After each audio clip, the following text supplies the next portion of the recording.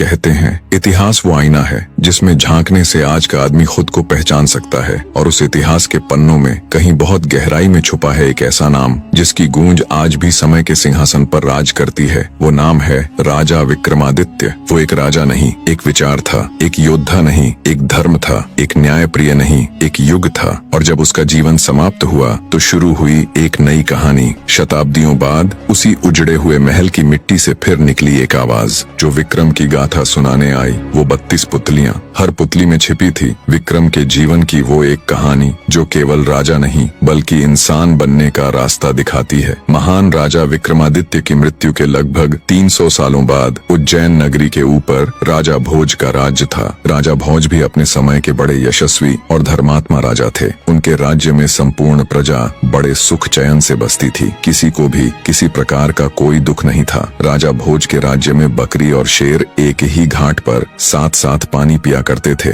किसी को किसी से कोई भय नहीं था। उनके राज्य में चहुं और सुख शांति थी। किसी प्रकार की कोई कमी नहीं थी। राजा भोज एक आकर्षक छवि वाले गुणी व्यक्ति थे। वे इतने सुंदर थे कि कोई भी स्त्री उन्हें एक बार देख ले तो क्या मजाल कि वो मरते दम तक भी उन्हें भुला सके। उनकी सभा इतनी भव्य होती थी कि स्वयं इंद्रदेव भी उनसे ईर्ष्या करते थे। राजा भोज के दरबार के आगे इंद्र का दरबार भी फीका नजर आता था। राजा भोज की नगरी में सब कुशल मंगल से चल रहा था, पर एक दिन जब राजा भोज के हरकारे उनके किसी काम से जा रहे थे तो उन्होंने एक अजीब दृश्य देखा कि एक साधारण सा चरवाहा बीच खेतों के एक मचान पर चढ़ा हुआ है और चिल्ला चिल्ला कर राजा भोज के बारे में उल्टा सीधा कह रहा है। राजा भोज को पकड़कर मेरे पास लाओ, उसे सजा दिलवाओ और मेरा राज्य मुझे दे दो। एक चरवाहे के मुख से अपने राजा के लिए ऐसी बातें सुन हरकारों को बहुत गुस्सा आया। उन्होंने उस चरवाहे को पकड़कर नीचे उतारा और बोले, क्या बक रहा है तू? अगर राजा महाराज को तेरी इस हरकत का पता चलेगा तो वो तुझे तोप के मुंह पर बिठाकर उड़ा देंगे। हरकारों की बात सुन चरवाहा गिड़गिड़ाते हुए माफी मांगने लगा।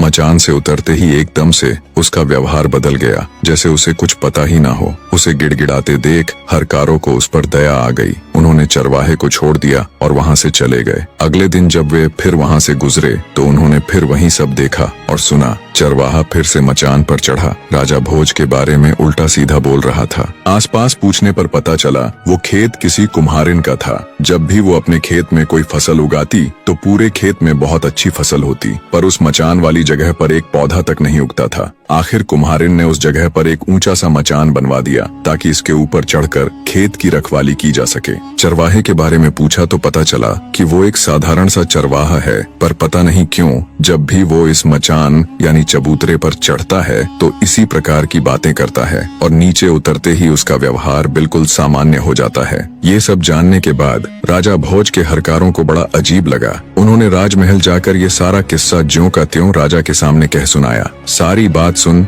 राजा भोज को भी बड़ा अचरज हुआ। हमारे राज्य में तो सब लोग सुख शांति के साथ रहते हैं, फिर वो चरवाह ऐसी हरकत क्यों कर रहा है? जरूर इसके पीछे कोई तो बात है। हरकारे बोले, महाराज हमें तो लगता है उस मचान में ही कोई गड़बड़ है, क्योंकि जब भी वो चरवाहा उस पर चढ़ता है तो ऐसी बातें करता है, लेकिन जैसे ही वह नीचे उतरता है फिर से साधारण मनुष्य बन जाता है। सब जानने के बाद आश्चर्य के साथ राजा भोज बोले, अगर ऐसा है तो तुम मुझे तुरंत वहाँ ले चलो, मैं अपनी आंखों से ये सब देखना चाहता हूँ। राजा भोज ने अपने सैनिकों और दूतों को साथ लिया और कुछ ही समय में उस रहस्यमयी चबूतरे के पास जा पहुँचे और उससे थोड़ी दूरी पर छिपकर खड़े हो गए ताकि वह सब कुछ अपनी आंखों से देख और सुन सके। तभी वह आदमी फिर से चबूतरे पर चढ़ा और चढ़ते ही जोर से कहने लगा, लोगों जाओ जल्दी से राजा भोज को पकड़कर मेरे सामने लाओ, उसे मार डालो ताकि मैं उसका राज अपने हाथ में ले सकूं। ये सुनते ही राजा भोज गुस्से और हैरानी के मिश्रित भावों से भर जाते हैं, पर वे बिना कुछ कहे चुपचाप अपने हरकारों के साथ वापस महल लौट जाते हैं। पूरी रात उनके दिमाग में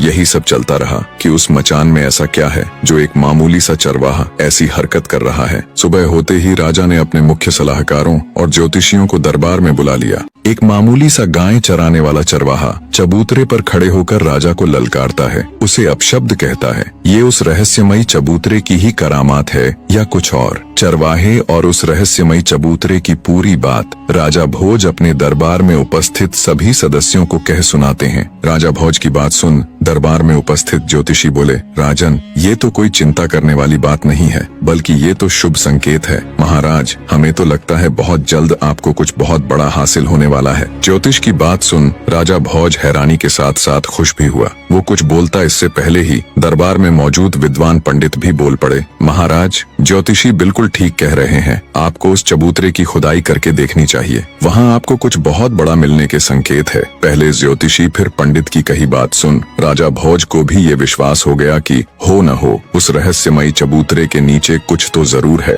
अवश्य ही वहाँ खुदाई करवाकर देखनी चाहिए। राजा ने तुरंत अपने राज्य के सभी बेलदारों को वहाँ जाकर खुदाई करने के निर्देश दिए और खुद भी अपने मुख्य सलाहकारों के साथ बड़ी दिलचस्पी लेकर उस चबूतरे के पास पहुँच गया। खुदाई करते करते जब मजदूरों ने मचान वाली जगह को अंदर तक गहरा खोद दिया, तब एक सोने का पाया नजर आया। सोने के पाए को देख राजा भोज की आंखें चमक उठीं। उसने मजदूरों को सख्त हिदायत दी कि अब आगे की खुदाई बड़े ध्यान से की जाए। शीघ्र ही धरती के अंदर मौजूद उस सिंहासन के चारों पाए नजर आने लगे। राजा सहित वहां मौजूद सभी हैरान थे। खुदाई पूरी हुई तो जमीन के अंदर दबा हुआ एक विशालकाय सिंहासन बाहर निकला। राजा के हुक्म पर मजदूरों ने बड़े ध्यान से सिंहासन को बाहर निकाला। बाहर आने पर जब राजा भोज ने उसे देखा तो वो मंत्र मुग्ध सा हो गया। ऐसा कुछ उसने आज से पहले कभी नहीं देखा था। वो विशालकाय सिंहासन जो धूल मिट्टी में सने होने के बावजूद भी अपनी अलग ही छठा बिखेर रहा था। अचंभित से राजा भोज ने मजदूरों को कहकर उस दिव्य सिंहासन को अपने राजमहल में रखवा दिया। राजमहल में स्थापित करने के पश्चात जब अच्छे से सिंहासन की धूल मिट्टी पोंछकर उसे धोया गया तो वो बिल्कुल चमक उठा। उस चमकते हुए सिंहासन को जब राजा भोज ने देखा तो उसका मुंह खुला का खुला रह गया। जिस किसी ने भी उसे देखा वो बस उसे देखता ही रह गया। उसकी चमक ऐसी थी कि उसे एक नजर देखे तो आंखें चौंधिया जाएं। वो विशालकाय सिंहासन किसी अजूबे से कम नहीं लग रहा था। ऐसा लग रहा था जैसे उसे किसी कारीगर ने नहीं बल्कि खुद उस ईश्वर ने तराश कर अपने लिए ही बनाया हो। उसके चारों तरफ 8-8 पुतलियां थीं। हर एक पुतली अपनी अलग ही छठा बिखेर रही थी, पर कुछ जगहों से उसके दिव्य रत्न हट गए थे। राजा भोज ने तुरंत अपने शिल्पकारों को हुक्म दिया कि जितना भी धन चाहे ले लो, जितने भी रत्न चाहिए ले लो, पर जल्दी से जल्दी इस सिंहासन को तैयार करो। लगभग 6 महीने में देश के कोने कोने से हूबहू सिंहासन में लगे हुए रत्नों जैसे ही रत्न खोजकर शिल्पकारों ने उस सिंहासन को पूरी तरह तैयार कर दिया। धरती के अंदर से निकला वो जादुई सिंहासन जब पूरी तरह तैयार हो गया तब राजा भोज उसे देखने के लिए आए तो उन्हें अपनी आंखों पर विश्वास नहीं हो रहा था कि वो ऐसा कुछ देख रहा है। उस दिव्य सिंहासन को देख भोज को लगा जैसे उस ऊपर वाले ने बड़ी फुर्सत से सिंहासन को तराश कर सिर्फ और सिर्फ उसी के लिए बनाया है। ये शायद उसके इतने अच्छे कर्म थे कि वो ईश्वर उस पर मेहरबान हुआ है और उसे ये दिव्य सिंहासन भेंट किया है। अपने मन में ऐसा विचार कर राजा भोज ने पंडितों को आदेश दिया कि एक शुभ मुहूर्त और उत्तम तिथि निश्चित करें ताकि वह स्वयं उस दिव्य सिंहासन पर बैठ सके। यह सुनकर पंडितों ने विचार विमर्श करके कार्तिक महीने में एक अत्यंत शुभ दिन और लग्न तय किया। वह तिथि हर प्रकार से उत्तम थी। पंडितों ने कहा, हे राजन, उस दिन आप सिंहासन पर विराजमान हो सकते हैं। समय अपनी गति के साथ बीता और आखिर वो शुभ दिन भी आ ही गया जब भोज को उस दिव्य सिंहासन पर विराजमान होना था। राजा भोज ने इस शुभ दिन को बहुत बड़ा बनाने की सोची। वो इस दिन किसी प्रकार की कोई भी कमी नहीं छोड़ना चाहता था। उसने अपने राज्य के सभी छोटे बड़े राजा, विद्वान पंडित, जादू टोने के जानकार, दूर दराज के प्रतिष्ठित व्यक्ति सभी को निमंत्रण भेजा। स्वयं राजा ने स्नान किया और उत्तम वस्त्र धारण किए। वेद पाठी पंडित वेदों का उच्चारण करने लगे, गंधर्व मधुर गीत गाने लगे, भाट राजा की वीरता और यश का बखान करने लगे और विविध प्रकार के वाद्य यंत्र बजने लगे। पूरे महल में आनंद उत्सव की लहर फैल गई। जो भी अतिथि आए थे उनका भव्य स्वागत हुआ। ब्राह्मणों को गांव दान में दिए गए, युवाओं को स्वादिष्ट भोजन और जो कुछ उन्होंने मांगा वह प्रदान किया गया। गरीब लोगों को वस्त्र भेंट किए गए, आम जनता को इनाम और भेंट दी गई। सारा नगर दान दक्षिणा और नेकी से भर गया। शाही सेना को विशेष भोजन और इनाम मिले। राजा के अपने खास सेवकों को अलग अलग प्रकार की कृपा और नवाजिशें दी गईं। संक्षेप में कहें तो जो भी लोग उस सभा में उपस्थित थे वे सब जय जयकार कर रहे थे। नगर के छोटे बच्चे से लेकर बूढ़े तक, गरीब से लेकर अमीर तक सब राजा भोज की कृपाओं से खुशी से झूम रहे थे। सभा के बीचों बीच वह दिव्य सिंहासन स्थापित था। राजा भोज अत्यंत प्रसन्न मन से भगवान श्री गणेश का स्मरण करते हुए सिंहासन के पास जाकर खड़े हो गए। जैसे ही राजा ने सिंहासन पर चढ़ने के लिए अपना दाहिना पैर बढ़ाया, तभी सभी पुतलियां खिलखिलाकर हंस पड़ीं। सिंहासन में लगी निर्जीव पुतलियां हंसी। ये किसी अचंभे से कम नहीं था। कुछ समय पहले जहां नाच गाना राग रंग हो रहा था, वहां एकदम से घोर सन्नाटा पसर गया। सबके मुंह भारी आश्चर्य से खुले के खुले रह गए। किसी को भी समझ नहीं आया कि ये हुआ तो आखिर हुआ क्या। राजा भोज भी एकदम सन्न पड़ गए, मानो पत्थर के बने हों। उनका मुंह पीला पड़ गया और गला एकदम सूख गया। घबराहट और शर्मिंदगी के मिश्रित भावों ने उन्हें घेर लिया। उनके आश्चर्य की सीमा नहीं थी। मारे शर्म और भय के राजा भोज तो जैसे धरती में घुसे जा रहे थे। आगे बढ़ाया हुआ अपना दाहिना पैर उन्होंने तुरंत पीछे खींच लिया।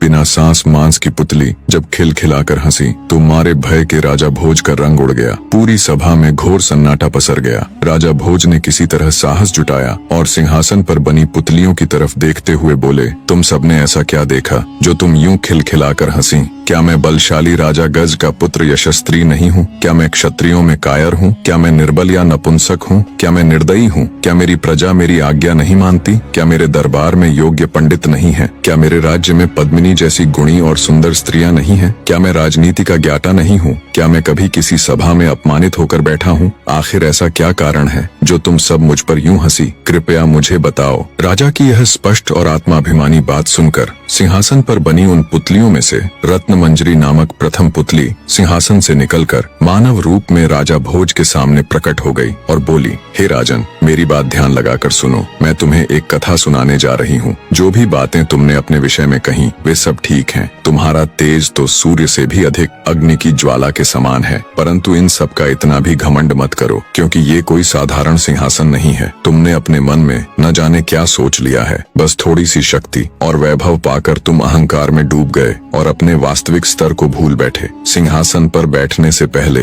तुम ये अच्छे से जान लो कि जिस राजा विक्रमादित्य का यह सिंहासन है, तुम उसके एक बाल के बराबर भी नहीं हो। उसके दरबार में तुम जैसे राजा केवल सामान्य नौकरों के समान ही थे बस। प्रथम पुतली रत्नमंजरी की बात सुन पहले से ही खार खाए राजा भोज का गुस्सा 7वें आसमान पर जा पहुंचा। वे भड़कते हुए बोले, अगर ऐसा है तो फिर मैं इस सिंहासन को अभी नष्ट करवाकर फिर से धरती में गड़वा दूंगा। राजा भोज के इतना कहने पर रत्नमंजरी कुछ कहती। इससे पहले ही सभा में मौजूद राजा भोज के कुल पुरोहित यानी उनके गुरु वर्षाचारी बोले, राजन, आपका यह व्यवहार न्याय से बहुत दूर है। पहले पुतली की बात ध्यान से सुनिए, बाद में जैसी आपकी इच्छा हो फैसला ले लीजिएगा। कुलगुरु की बात सुन राजा भोज कुछ शांत हुए और बोले, ठीक है, मैं भी तो जानूं आखिर सच्चाई क्या है। तब पुतली रत्नमंजरी बोली, मैं क्या कहूँ राजन, यदि केवल इन गुणों को ही मापदंड मान लिया जाए तो तुम जलकर भस्म हो जाओगे। जब तुम विक्रमादित्य की संपूर्ण कथा सुनोगे तब तुम्हें खुद पर लज्जा आएगी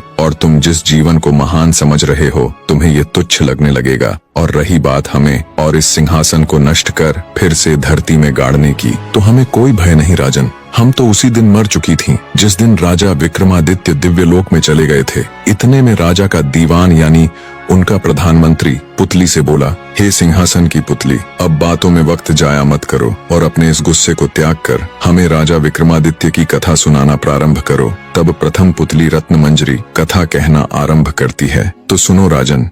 एक राजा की 4 रानियां थीं। राजा गंधर्वसेन जात पात में बिल्कुल भी विश्वास नहीं रखते थे, इसलिए उन्होंने उस समय समाज में मौजूद सभी 4 वर्गों यानी 4 जातियों की कन्या से विवाह कर लिया। उसकी 4 रानियों में एक ब्राह्मण, दूसरी क्षत्रिय, तीसरी वैश्य यानी बनिया और चौथी शूद्र यानी मजदूर जाति से थी। उसे ब्राह्मणी से एक पुत्र हुआ जिसका नाम ब्रह्मजीत रखा गया। क्षत्राणी से 3 बेटे हुए, एक का नाम शंख, दूसरे का नाम विक्रमादित्य और तीसरे का भर्तहरि रखा गया। वैश्य से एक लड़का हुआ जिसका नाम चंद्र रखा गया और शूद्राणी से धन्वंतरी नामक पुत्र हुआ। समय बीता और उसके सभी लड़के जवान हो गए। राजा गंधर्वसेन ने ब्राह्मणी से पैदा हुए ब्रह्मजीत को राज्य का दीवान नियुक्त कर दिया, पर ब्रह्मजीत के दीवान बनते ही राज्य में अशांति फैल गई, जिसे ब्रह्मजीत संभाल न सका और राज्य छोड़कर चला गया। ब्रह्मजीत के राज्य छोड़कर जाने के बाद राजा के दूसरे पुत्र शंख को संदेह था कि अब उसका पिता कहीं उसके भाई विक्रमादित्य को अपना उत्तराधिकारी न चुन ले। क्योंकि विक्रमादित्य को हर क्षेत्र में महारत हासिल थी। हर तरह से निपुण होने के कारण राजा का मोह सबसे अधिक विक्रमादित्य में ही था। इसी के चलते एक दिन शंख ने अपने पिता राजा गंधर्व सेन की हत्या कर दी और स्वयं उज्जैन का राजा बन बैठा। जब राजा गंधर्व सेन की हत्या की खबर उसके बाकी बेटों ने सुनी तो वो सब अपनी जान बचाने के लिए राज्य छोड़कर भाग खड़े हुए। विक्रमादित्य को जब अपने भाई के इस कृत्य का पता चला तो उन्हें अपने भाई पर अथाह क्रोध आया, पर समय की नजाकत को भांपते हुए उन्होंने बुद्धि से काम लिया कि अभी समय उसके पक्ष में बिल्कुल भी नहीं है। सारा राज्य काज, शस्त्र बल इत्यादि उसके भाई शंख के नियंत्रण में है। अंततः समय अनुकूल न होने के कारण विक्रमादित्य भी उज्जैन को छोड़कर जंगलों में चले जाते हैं। सबके जाने के बाद शंख आराम से उज्जैन नगरी के ऊपर शासन करने लग जाता है, पर फिर भी उसे रह रहकर ये डर सताता कि एक दिन उसके भाई वापस आकर उसकी हत्या कर ये सत्ता छीन लेंगे। इसी आशंका के चलते राजा शंख ने निर्णय लिया कि वो अपने भाइयों का पता लगाकर उन्हें भी मरवा देगा। राजा शंख ने एक दिन देश प्रदेश से बड़े बड़े ज्योतिषी और भविष्यवक्ता बुलाए और अपना भाग्य बताने के लिए कहा। जब ज्योतिषी और भविष्यवक्ताओं ने राजा शंख की कुंडली के माध्यम से उसका भविष्य देखा तो उन्हें बड़ा अचरज हुआ। उन्होंने राजा शंख को बताया कि उसे उसके किसी भाई से कोई खतरा नहीं है, केवल विक्रमादित्य को छोड़कर उसकी कुंडली बता रही है कि उसकी मृत्यु उसके भाई विक्रमादित्य के हाथों लिखी हुई है। ये सुनकर राजा शंख के पूरे शरीर में डर की लहर दौड़ गई। उसने तुरंत सख्त हिदायत दे देश प्रदेश सब जगह अपने गुप्तचर फैला दिए। आखिरकार गुप्तचरों को जंगल में एक झील दिखी जिसमें विक्रमादित्य का प्रतिबिंब दिख रहा था। उन्होंने तुरंत राजा शंख को संदेश पहुंचाया कि विक्रमादित्य इस समय फलां जंगलों में रह रहा है। राजा शंख को जब विक्रमादित्य का पता चला कि वो जंगलों में रह रहा है तो उन्होंने तुरंत एक तांत्रिक को बहुत से धन का लालच देकर बुलाया और उसके साथ मिलकर विक्रमादित्य को मारने की योजना बनाई। योजना के अनुसार तांत्रिक जंगलों में विक्रमादित्य के पास जाकर उसे देवी काली की पूजा करने के बहुत से लाभ बताकर उसे पूजा करने के लिए राजी कर लेगा। जब वे इस क्रिया के लिए सहमत हो जाएंगे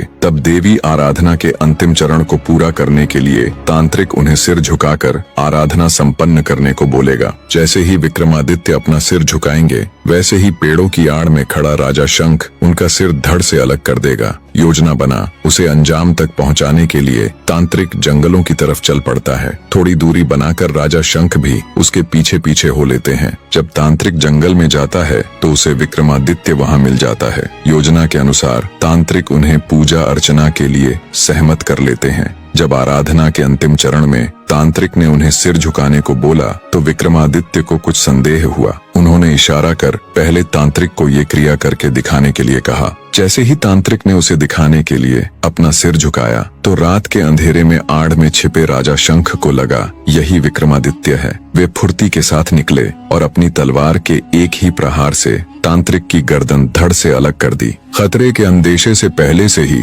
तैयार खड़े विक्रमादित्य ने झट से शंख की तलवार छीनकर उस पर अपनी पूरी ताकत से प्रहार किया। परिणाम स्वरूप शंख का सिर धड़ से अलग हो धरती पर जा गिरा। इस तरह विक्रमादित्य ने अपने पिता की हत्या का बदला ले लिया। शंख को उसके कर्मों का फल देने के बाद विक्रमादित्य उज्जैन लौट आए और राज्य को संभाल लिया। वह एक सदाचारी, न्यायप्रिय, दानी, उदार व लोकप्रिय राजा थे। उज्जैन की जनता उनके जैसा शासक पाकर धन्य हो गई। एक बार राजा विक्रमादित्य शिकार के लिए एक जंगल में गए हुए थे। वहाँ एक हिरण का पीछा करते करते वे बहुत दूर निकल गए और रास्ता भटक गए। घूमते घूमते वे एक महल के सामने जा पहुँचे। वह महल लूतवरण नाम के एक व्यक्ति का था जो उस राज्य का दीवान था। राजा विक्रमादित्य उनके पास गए। दोनों में वार्तालाप हुई। दोनों ने एक दूसरे को अपना परिचय दिया। विक्रमादित्य का परिचय मिलने पर दीवान लूतवरण उनसे मिलकर अत्यंत प्रसन्न हुए। वे उसे अपने राजमहल ले गए और उनका आदर आतिथ्य किया। लूतवरण ने विक्रमादित्य को बताया कि उन्हें इस राज्य के राजा बाहुबल से मिलना चाहिए।